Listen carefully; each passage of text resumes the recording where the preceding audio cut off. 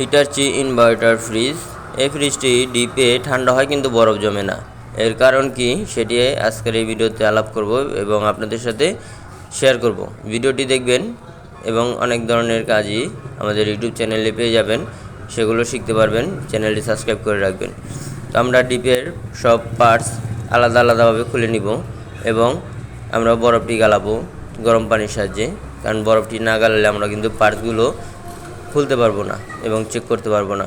এই ইনভার্টার ফ্রিজের মধ্যে কী পার্টস থাকে: হিটার, ফিউজ, সেন্সর এবং আরও অনেক ইনভার্টার ফ্রিজে অনেক ধরনের সেন্সর থাকে। তো এখানে দুইটি সেন্সরের মধ্যে যে কোনো একটি সেন্সর খারাপ হলে এরকম হতে পারে, অথবা আপনাদের হিটার খারাপ হলে বা ফিউজ খারাপ হলেও এরকমটা হতে পারে। আর পিসিবি বোর্ডটি খুব কমই নষ্ট হয় এই ধরনের প্রবলেম হলে।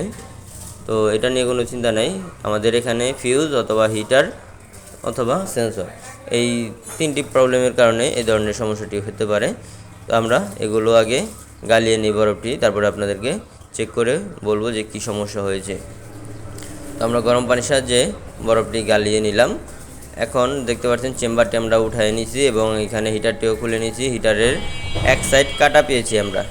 দেখেন এখানে হিটারের যেই স্টার্টিং পয়েন্ট থাকে ভিতরে কয়েলের, সেই স্টার্টিং পয়েন্টে ব্লাস্ট হয়েছিল, এই জন্য কিন্তু লাইনটি কাটা পড়ে গেছে।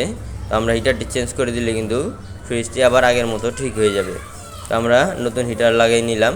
এখানে অ্যালুমিনিয়ামের কয়েলটি দেখতে পাচ্ছেন, এটি আমরা ফ্রিজের পুরাতন হিটারের মধ্যে ছিল, এটি আবার খুলে আমরা নতুনটার মধ্যে লাগিয়ে নিয়েছি। তো এই ছিল আজকের মতো ভিডিওটি ভালো লাগলে লাইক করবেন, চ্যানেলটি সাবস্ক্রাইব করে দেবেন, আর স্ক্রিনে দেওয়া নম্বরে যে কোনো সময়তে কল করতে পারেন।